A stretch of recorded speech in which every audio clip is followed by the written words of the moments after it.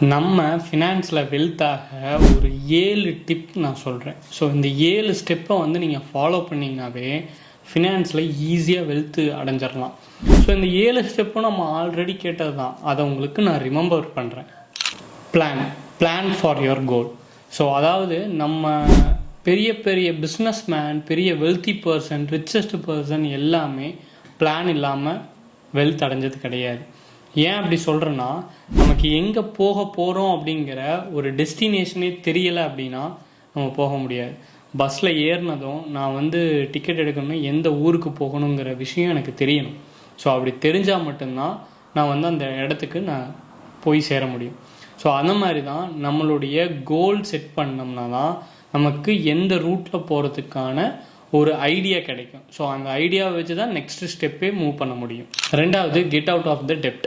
அதாவது நம்ம கடன்னு சொல்கிறோம் பார்த்தீங்களா. ஸோ அந்த கடனை வந்து ஃபஸ்ட்டு க்ளோஸ் பண்ணணும்.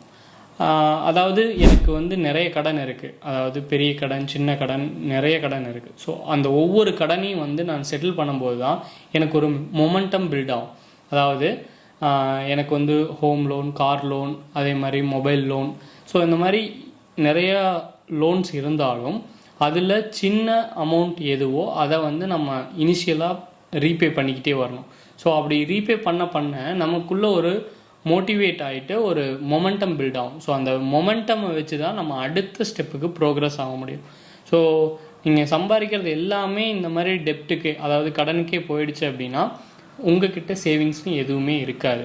ஸோ மாதம் வரது எல்லாமே இஎம்ஐ, லோன் இப்படின்னே போயிடும். உங்கள் கையில் எதுவுமே நிற்காது. ஸோ அதனால் கூடிய சீக்கிரம் உங்களுடைய கடனை அடைக்கிறதுக்கான பிளானை நீங்கள் ஏற்படுத்தும். மூணாவது, நம்ம சம்பாதிக்கிறத விட கொஞ்சம் கம்மியாக செலவு பண்ணும். அதாவது எப்படி அப்படின்னா, நான் வந்து ஒரு 100 ரூபா சம்பாதிக்கிறேன்னா அதில் 80 ரூபா செலவு பண்ணிவிட்டு 20 ரூபா சேர்த்து வைக்கணும். ஸோ இந்த மாதிரி செய்யும்போது நமக்கு சேவிங்ஸுங்கிற ஒரு ஹேபிட் வந்து நமக்குள்ளேயே ஃபார்ம் ஆகிட்டு வரும். ஸோ இதை யூஸ் பண்ணி நான் வந்து சேவிங்ஸ் பண்ண ஆரம்பித்தேன் அப்படின்னா நெக்ஸ்ட் லெவலுக்கு என்னுடைய வெல்த்தை வந்து எடுத்துகிட்டு போக முடியும். நாலாவது, டோன்ட் பி ஸ்டாக்னன்ட், மூவ்.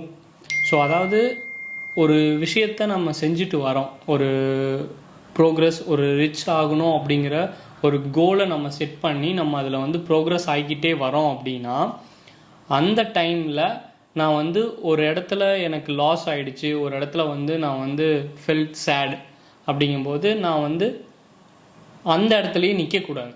அதை விட்டு அடுத்த ஸ்டேஜுக்கு என்னவோ அதுக்கு வந்து நான் ஃபர்தராக மூவ் ஆக ட்ரை பண்ணணும்.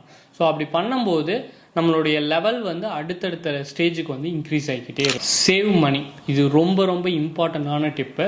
ஸோ இதை வந்து நம்ம நிறைய இடத்துல கேள்விப்பட்டிருப்போம், இருந்தாலும் நான் உங்களுக்கு ரிமெம்பர் பண்ணுறேன்.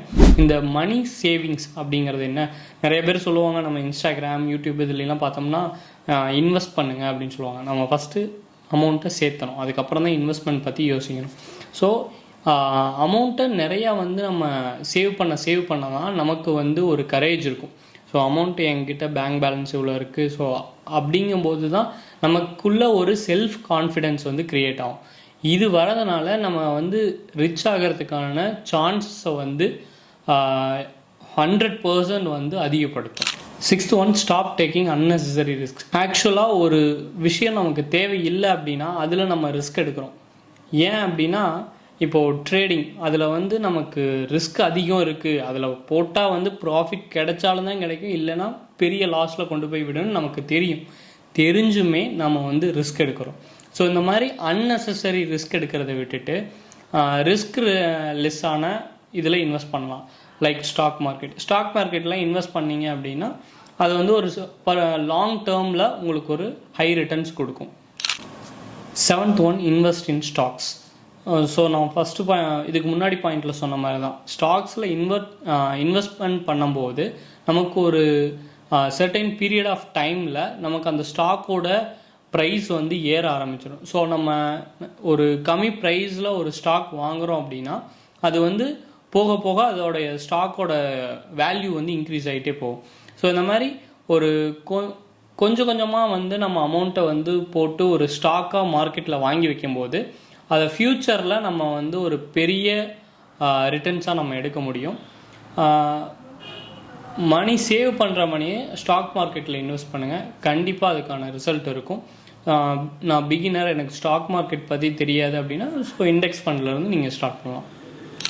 ஸோ இந்த 7 ஸ்டெப்ஸையும் நீங்கள் ஃபாலோ பண்ணிங்கனாவே மேக்ஸிமம் வந்து உங்களுடைய ஃபினான்ஷியல் க்ரோத் வந்து நெக்ஸ்ட் லெவலுக்கு மூவ் ஆகிடும். ஸோ இதை நீங்கள் ரெகுலராக, அதாவது இதை நீங்கள் கண்டினியூஸாக பண்ணிக்கிட்டே வரும்போது நீங்கள் வந்து ரிச் ஆகிறதுக்கான பாசிபிலிட்டி 100% இருக்குது. ஸோ ஃபாலோ பண்ணி பாருங்கள், டெஃபினட்டாக உங்களுக்கு சேஞ்ச் தெரியும். இந்த மாதிரி யூஸ்ஃபுல்லான வீடியோஸ்க்கு நம்ம சேனலை சப்ஸ்கிரைப் பண்ணிக்கங்க. அதே மாதிரி ஃபினான்ஸில் எப்படி ரிச் ஆகிறது அப்படின்னு தெரியாத உங்கள் ஃப்ரெண்டுக்கு இதை ஷேர் பண்ணுங்கள். அடுத்த வீடியோவில் நல்ல கண்டென்ட்டாக வரேன். டாட்டா.